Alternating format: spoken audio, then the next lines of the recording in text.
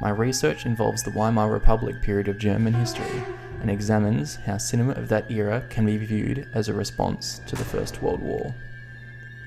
The Weimar Republic was a period of great cultural expansion for Germany, where, inspired by international events, their cinema was diversified to capture as large an audience as possible, and in uncertain economic times, studios elected to make movies on as small a production budget as possible, and in as many different genres and styles as possible to increase their outreach. From the Weimar Republic came German Expressionism, a film movement largely pioneered by Fritz Lang, F.W. Murnau, and Robert Wiene, among others. Following the rise of Nazism, a great many German filmmakers emigrated to Hollywood, meaning that the style of German Expressionism took root in Western filmmaking as well and can be still found in modern cinema.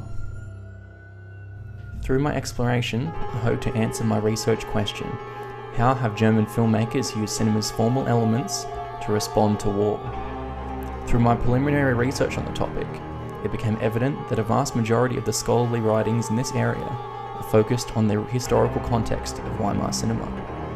The touchstone writing here being From Caligari to Hitler by Siegfried Kracau, where he explores the history of German cinema and how it transformed and changed following World War I. Using the film The Cabinet of Dr. Caligari as an example, Kracau investigates how tyrannical authority figures of the time found allegorical representation in film. Film mood, however, is an analytical angle seldom used when exploring German Expressionist filmmaking. Through my research, I aim to explore how German filmmakers used cinema's formal elements to convey mood and the importance of imagined worlds in these films.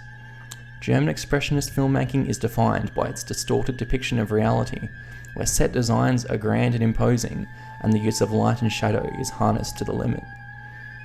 Robert Sinnerbrink, in Exploring the Aesthetics of Mood, discusses sequences of films where mood is on full display and highlights the German Expressionist film Nosferatu as a prominent example.